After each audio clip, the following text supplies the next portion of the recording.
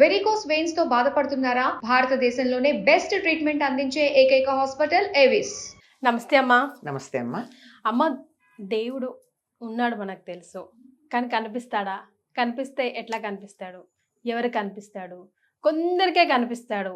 ఎందుకని? అసలు కనిపిస్తాడా? నాకైతే అది పెద్ద ఎగ్జైట్మెంట్. ఎందుకు కనపడ్డమ్మా?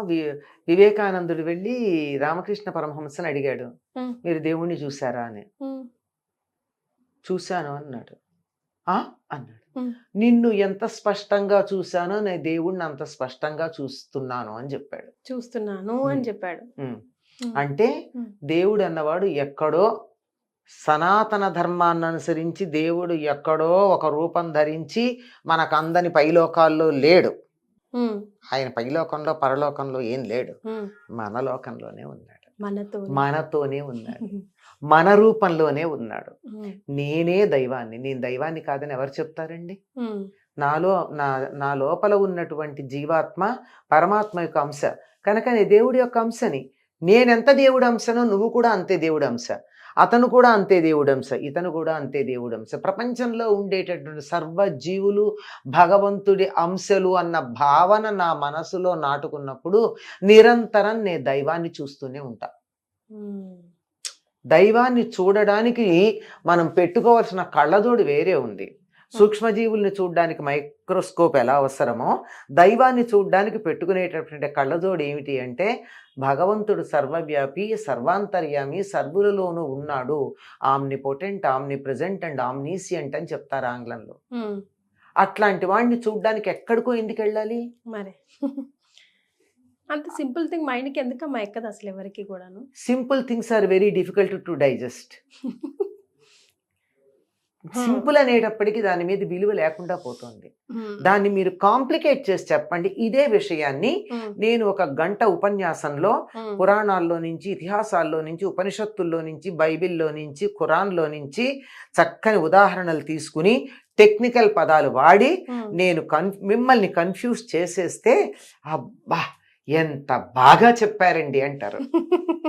కానీ ఇంత తేలిగ్గా చెప్తే ఏంటిది నిజమా అనిపిస్తుంది. ఇప్పుడు నేను అన్నట్టుగా అంత తేలికైన విషయాన్ని మనం వంట పట్టించుకోం. గాలి మనకు అందుబాటులో ఉన్నంతకాలం దాని గురించి ఎప్పుడన్నా మాట్లాడుకున్నామా, పట్టించుకున్నామా? మరి ఎప్పుడైతే దాని అవసరం వచ్చిందో అప్పుడు 2 సంవత్సరాలు అయినట్టుంది, 2-3 ఏళ్ల క్రితం ప్రాణవాయువుని కొనుక్కోవాల్సిన పరిస్థితి వచ్చిందా లేదా? వచ్చిందమ్మా. అంటే మనకు అందుబాటులో ఉంటే మనం లెక్క చెయ్యం.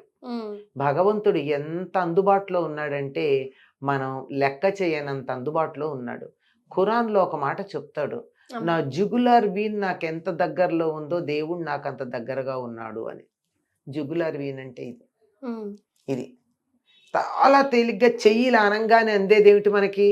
ఇదే ప్రాంతం చేత్తో, మిగిలిన అన్ని భాగాల కన్నా చెయ్యి కదిలి ఇంత దగ్గరగా నాకు దైవం ఉన్నప్పుడు నేను ఎందుకు ఇంత గట్టిగా అరవాలి అన్నట్టు ఒక ఆయన. అంతే కదా?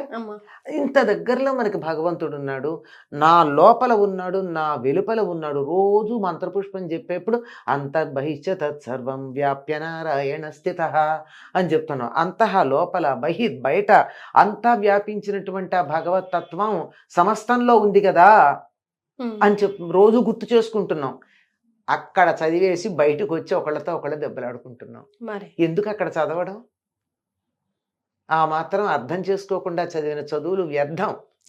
కనుక దాన్ని అంటే మొదటి స్థాయిలో 2 రెళ్ళు 4 ఎందుకు అవుతుంది అని పిల్లవాడు అడగడానికి ముందు 2 రెళ్ళు 4 అని చెప్పి టేబుల్స్ నేర్పిస్తాం. కానీ 5వ క్లాస్కి వచ్చాక, 10వ క్లాస్కి వచ్చాక 2 రెళ్ళు 4 ఎందుకు అవుతుంది, 6 ఎందుకు కాదు అని మనం నేర్పిస్తున్నామా లేదా? కనుక అర్థం తెలుసుకోవాల్సిన అవసరం ఉంది. కనుక అర్థం చేసుకున్నట్టయితే దైవం ఎక్కడైనా కనపడతాడు. దీన్ని గుర్తుపెట్టుకోవడానికే మనకు కొన్ని మాటలు ఉన్నాయమ్మా లోకంలో. నువ్వు నాకు సహాయం చేసావనుకో ఆపదలో ఉన్నప్పుడు, దేవుళ్ళ వచ్చి కాపాడాడండి అంటాం. అవును, సమయానికి దేవుళ్ళ వచ్చాడు, దేవుళ్ళ అంటున్నాం. అంటే ఏమిటది? అంతటా ఉన్నాడు. ఎక్కడో ఇప్పుడు ఆయన శంఖం, చక్రం, గద అవన్నీ ధరించి రావాలి అంటే మేకప్ రూమ్కి వెళ్ళి వచ్చేప్పటికి పుణ్యకాలం కాస్త గడిచిపోతుంది.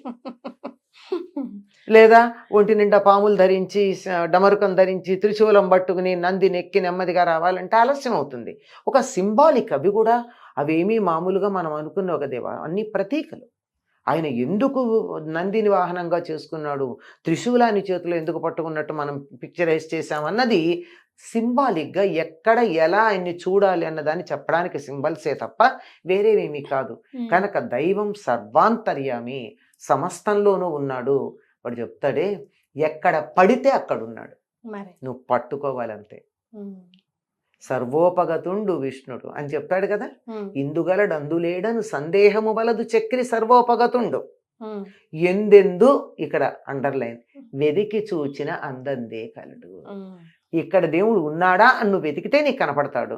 లేకపోతే if you take him for granted, నీ నెత్తికొచ్చి నేను ఎక్కడున్నాను నన్ను గుర్తుపడతావా లేదా అని అడుగుతాడా? మరే అడగడు కదా. అడగడు కదా. నీ మీదకొచ్చి అడగడు, కానీ ఉన్నాడు, నువ్వు గుర్తించుకోవడం అంతే. అదే భాగవతంలో ఒకసారి చెప్తాడు, భగవంతుడు ఉన్నాడా అంటే ఉన్నాడు, లేడా అంటే లేడు. ఉన్నాడా లేడా అంటే రెండు ఎలా ఉంటుంది అంటే, నేను తలుచుకున్నప్పుడు నాకున్నాడు, తలుచుకోనప్పుడు లేడు. ఈ క్షణాన నీ దైవాన్ని తలుచుకుంటే నాకున్నాడు. నేను దేవుడి గురించి కాక దెయ్యాన్ని గురించి ఆలోచిస్తే దెయ్యం ఉంది అంతే. అంతే.